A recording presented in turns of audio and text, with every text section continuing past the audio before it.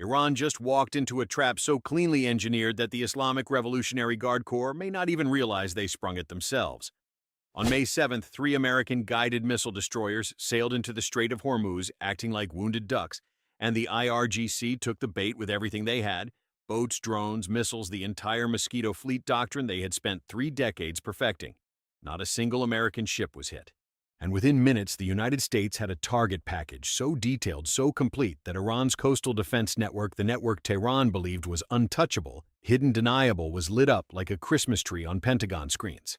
What happened next collapsed the political shield Iran had carefully built across the entire Persian Gulf, and it tells you exactly where this war is going next. Now, to understand the magnitude of what just unfolded, you have to understand what Iran was doing when those three destroyers appeared. According to U.S. Central Command's official statement on May 7th, USS Truxtun, USS Rafael Peralta, and USS Mason, three Arleigh Burke-class guided missile destroyers, each one carrying 96 vertical launch cells loaded with Tomahawk and Standard missile interceptors, were transiting the international sea passage at the Strait of Hormuz. That strait at its narrowest point is just 21 miles wide, with the navigable shipping lane only 6 miles across. Roughly 20% of the world's oil flowed through it before this war. Today, that figure is closer to zero. CENTCOM said Iranian forces launched multiple missiles, drones, and small boats at the warships in what officials described as a sustained barrage, according to a senior U.S. official quoted by Fox News on May 8th. The destroyers actually faced non-stop incoming fire across roughly 500 miles through the Persian Gulf and the strait itself. That is more than the distance from New York to Cleveland, every minute of it under attack. Apache helicopters provided overhead support. F/A-18 Super Hornets from the USS Abraham Lincoln Carrier Strike Group flew top cover. Defensive systems intercepted every threat. No projectiles reached the ships, not one. But here's what most outlets missed. The transit wasn't a routine passage, it was a setup. The IRGC's entire war strategy in the strait depends on what military analysts call asymmetric ambiguity. Hide your launch sites in tunnel complexes carved into the Zagros foothills. Disperse your fast attack boats. IRGC Navy doctrine builds around hundreds of small Baghmar-style craft across the dozens of inlets and coves that line the southern Iranian coast. Keep your drone garages buried in rural villages indistinguishable from civilian buildings. Use proxy crews and naval militia so that any attack can be officially denied by the Iranian Foreign Ministry within hours. That doctrine is what kept the IRGC alive through the 12-day war of 2025 and through the opening months of this current conflict that began with the joint U.S.-Israeli decapitation strike on February 28th. And it works for one simple reason: you can't hit what you can't see. So the Pentagon decided to make Iran show itself. By steaming three Arleigh Burke-class destroyers into the most contested waterway on Earth, the U.S. presented Iran with a target so juicy, so politically irresistible, that the IRGC had no choice but to throw open every shutter and start shooting. The political logic inside Tehran was almost forced. After 2 months of humiliation, the IRGC needed a propaganda win. A video of an American warship burning would have been worth more than any negotiation. So they swung. As CENTCOM's official press release put it on May 7th, U.S. forces intercepted unprovoked Iranian attacks and responded with self-defense strikes, targeting missile and drone launch sites, command and control locations, and intelligence surveillance and reconnaissance nodes. Translated from Pentagon language, that means the U.S. didn't just defend itself. It mapped Iran's entire coastal kill chain in real time, and then it dismantled it. The retaliation, according to CNN, reporting on May 7th and corroborated by Iranian state media, including Qeshm al-Anbiya Central Headquarters, hit 4 locations along Iran's southern coast: Qeshm Island, Bandar Abbas, Bandar Khamir, and Sirik. These aren't random villages. Qeshm is the IRGC Navy's largest island base in the strait, an 868-square-kilometer fortress that hosts fast attack boat squadrons, anti-ship cruise missile batteries, and the Bam Pier facility that Iranian state media confirmed was targeted. Bandar Abbas is the headquarters of the entire Iranian Navy and home to its only operational submarine base. Bandar Khamir and Sirik anchor the southern launcher belt, the same belt from which Iran fires its Noor and Qatar anti-ship missiles. In a single coordinated salvo, the United States degraded all 4 of them. President Trump described the entire exchange in a phone call to ABC News as, quote, "just a love tap." He insisted in the same breath that the ceasefire is going, it's in effect. Coming from a man who personally authorized the joint U.S. Israeli decapitation strike that killed Supreme Leader Arleigh Khamenei on February 28, an operation reportedly involving 30 precision munitions and Sparrow air-launched ballistic missiles, or ALBMs, on a single residential compound. That phrase tells you everything you need to know about the imbalance of power right now. But that's just the beginning. Now let's break down what this gambit actually accomplished, because it operates on 3 completely different levels, and each one is more devastating than the last. The first scenario is the immediate military one. By forcing the IRGC to attack on a stage of America's choosing, the United States solved the single hardest problem in the Persian Gulf, the visibility problem. For years, every Pentagon planner has wrestled with the same question. How do you neutralize a coastal defense network when most of it is buried, mobile, and deniable? The answer, it turns out, is you make the enemy turn it on.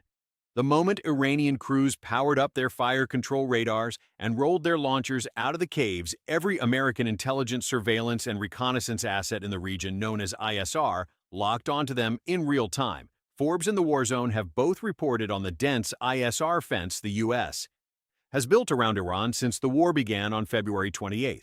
That fence reportedly includes RQ-4 Global Hawk drones flying at altitudes above 60,000 feet, well above any Iranian air defense, C-135 Rivet Joint Signals Intelligence aircraft sweeping the airwaves for radar emissions and command radio traffic, P-8 Poseidon Maritime Patrol aircraft tracking small boat movement, and a constellation of low Earth orbit reconnaissance satellites passing overhead every few minutes.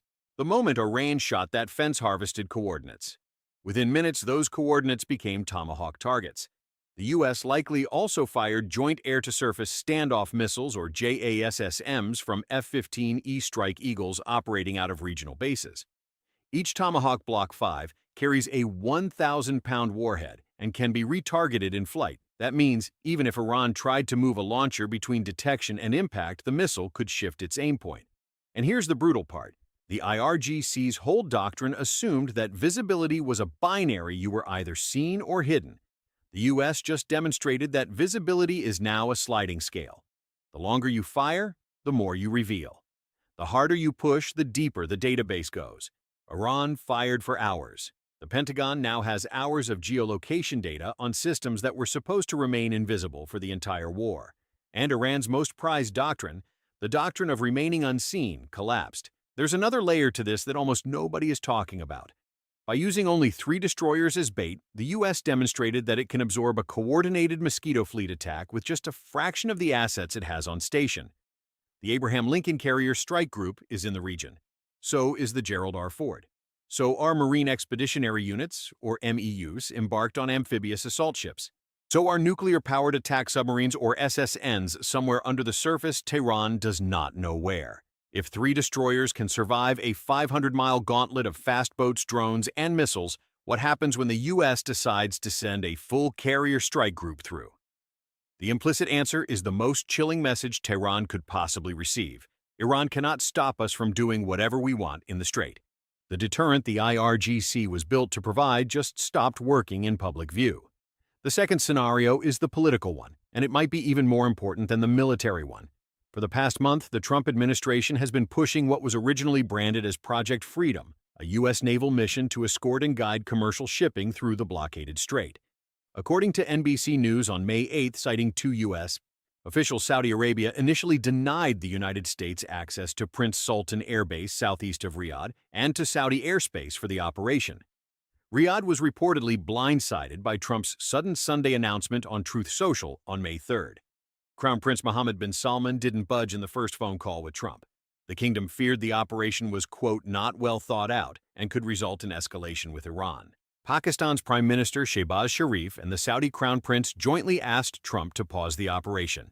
And on May 5, just 48 hours after announcing it, Trump did exactly that, claiming the pause was a mutual agreement tied to peace negotiations. Iran's parliament speaker Mohammad Bagher Ghalibaf, who has been serving as Tehran's lead peace negotiator, openly mocked the reversal, calling it Operation Trust Me Bro on social media. For 48 hours, it looked like Tehran had won the political round. Then came May 7th. The destroyers got attacked. The U.S. retaliated. And according to a Wall Street Journal report cited by Stars and Stripes the same day, Saudi Arabia and Kuwait, yes, Kuwait, the country whose oil tankers depend on the strait being open, lifted their restrictions on the U.S. military's use of their bases and airspace. Just like that. The Saudi crown prince was reportedly the one who relayed the decision personally. The optics were devastating for Tehran. A Sunni Arab coalition that had been hesitant for weeks suddenly aligned itself with American hard power the moment Iran was caught firing on U.S. warships. That is what military analysts call the political force multiplier of a successful provocation. You don't just defeat the enemy on the battlefield, you collapse the enemy's diplomatic shield in the same hour. Think about what that sequence looks like from inside the Iranian Foreign Ministry. On Tuesday, you're celebrating because Trump paused his Strait operation under Saudi pressure. By Thursday, the Saudis have flipped, the Kuwaitis have flipped, and the operation is restarting with full regional logistical support. You spent 2 months trying to drive a wedge between Washington and the Gulf monarchies. Your own military just welded that alliance shut. And here's where things get even more serious. But before we get to that, this is a quick reminder that you're watching the channel that goes deeper than the headlines.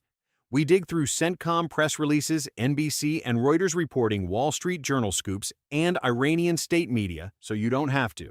So hit subscribe to make sure you stay ahead of the curve and turn on notifications, because this story is moving fast. Now, the third scenario, the most dangerous one for the Iranian regime, is what's happening inside Tehran while all of this unfolds. And this is where Iran's nightmare truly begins. According to a New York Times investigation published April 24th and cited by multiple outlets including the Korea Times and Eurasia, Iran's new supreme leader Mojtaba Khamenei was gravely wounded in the joint U.S.-Israeli airstrike that killed his father on February 28th. The reporting, based on 6 senior Iranian officials, described severe burns to his face and lips that make it nearly impossible for him to speak on camera. One leg has been operated on 3 times. He is awaiting a prosthetic. He has had surgery on one hand. He has not appeared in public since assuming leadership. Not one verified photograph, not one video, not one audio recording. What's filling that vacuum is exactly what you would expect, the IRGC. The same New York Times reporting describes how senior commanders now treat the supreme leader as, quote, more of a peer than a superior, communicating through handwritten envelopes ferried by motorcycle couriers because they fear Israeli intelligence would track any visit to his hideout. The elected president, Masoud Pezeshkian, and the foreign ministry have been pushing for a diplomatic exit. The IRGC generals are pulling the plug on every negotiation. According to that same NYT report, the generals successfully argued in Islamabad that continued American blockades made diplomacy futile, and they shut down high-level talks despite roughly $300 billion in cumulative economic losses. Think about what that means. Iran's elected government wants to deal. Iran's military wants to fight, and the man who's supposed to break the tie can barely speak. That is not a unified country. That is a country gripped by a quiet civil war over its own survival. And the fourth angle is the economic one, because this strike didn't happen in a vacuum. It happened against a backdrop of total economic freefall. According to the International Monetary Fund's World Economic Outlook released in April, Iran's economy will shrink by 6.1% in 2026, with annual inflation of 68.9%. The Iranian rial has collapsed to around 1.8 million per US dollar. That is the rial losing more than 60% of its value since the 12-day war of 2025, and falling another 8% in the first 6 weeks of this current war alone. To put that in perspective, the average Iranian's monthly income has contracted to roughly $200, and the new minimum monthly wage is equivalent to about $104. That is less than what an average American family spends on groceries in a single week. Wikipedia's Iranian economic crisis page documents that food inflation surged to 105% by February. Bread and cereal prices rose 140% year-on-year. Red meat and poultry up 135%. Cooking oil up a staggering 219%. Dairy products climbed 116.8%. Rural areas have been hit hardest, with year-on-year inflation of 86.5%, significantly higher than the urban rate of 69.3%, because supply chains to remote regions have collapsed under the blockade. The Iranian central bank had to issue the largest currency note in the country's history, a 10 million rial note worth less than $6, just to keep transactions functioning. They issued a 5 million rial note only a month earlier. A month later, it was already obsolete. And according to Iran International, the government has even discussed letting citizens buy basic food on credit against future state subsidies, which is the economic equivalent of mortgaging the country's future to keep the lights on today. The labor toll is just as severe. Iran's own labor establishment has admitted that this war has eliminated 130,000 direct jobs and roughly 600,000 indirect jobs. An official in the Labor and Social Affairs Ministry put the total number of newly unemployed at over 1 million. Internet has been blacked out across most of the country for more than 70 days, ordered by the Supreme National Security Council, gutting the digital economy and small businesses overnight. President Trump told reporters that every single day the strait stays closed costs Iran about $500 million in lost oil revenue. Whether that exact figure is propaganda or fact, the underlying reality is undeniable. Oil and gas accounted for roughly 1/4 of Iranian government revenue. The U.S. Navy blockade has gutted that revenue stream, and reconstruction costs alone, according to state media estimates cited by Fortune on May 8th, could run as high as $270 billion, nearly 80% of Iran's entire pre-war GDP of $341 billion. That is not a country that can sustain a long war. That is a country running out of time, running out of money, and running out of patience from its own people. So when the IRGC opened fire on those 3 destroyers, they weren't just defending a strait. They were betting the regime's last chips on a coastal defense network they thought was invisible, and the United States just proved it isn't. Now that's not even the worst part for Tehran. What this means for Iran is catastrophic on every axis at once. Their coastal defense network has been mapped and degraded. Their diplomatic shield in Riyadh and Kuwait City just evaporated. Their supreme leader is physically incapable of appearing on television. Their civilian government is being overruled by uniformed generals. Their currency is in freefall. Their food is unaffordable. Their oil cannot leave port. Their negotiators have been muzzled by men in uniform who refuse to admit the war is lost. And the only card they have left, the threat of closing the Strait of Hormuz to global commerce, just got punctured. Because the world watched as 3 American destroyers transited that strait under fire, took every shot Iran could throw, and hit back harder. The deterrent effect of Iran's Mosquito fleet, the strategic ambiguity that protected Tehran for 30 years, just died in public view. And Saudi Arabia and Kuwait noticed. The UAE noticed. Pakistan noticed. China and Russia, who quietly count on Iran as a thorn in America's side, noticed too. The signs are pointing toward a Middle East rebalancing in real time where the Sunni Arab states realize that hedging between Washington and Tehran is no longer a viable strategy. When the IRGC throws everything it has at 3 U.S. warships and accomplishes nothing, the regional calculus shifts forever. Analysts believe that within weeks, Tehran will have to make the kind of decision authoritarian regimes hate to make, whether to take the deal Washington is offering and survive humiliated, or whether to fight on and watch the regime itself unravel. The window to choose is closing fast, and the man who would normally make that choice can't speak. So here is where this story is going next. The IRGC just learned that its hidden coastal kill chain is no longer hidden. The civilian government just learned that its peace track keeps getting sabotaged from inside. The Iranian people just learned that bread costs 3 times what it did a year ago. And the Sunni Arab world just learned that picking the American side carries no political cost when Iran is this weakened. Every one of those lessons cuts in the same direction. The real question isn't whether Tehran can keep fighting. The real question is whether the regime that took the bait at Hormuz can survive what it just walked into. And the answer to that could redraw the map of the Middle East for a generation. That is the reality the Iranian regime is waking up to tonight. If you want to stay on top of this story as it develops, hit that subscribe button, turn on notifications, and we'll see you on the next one.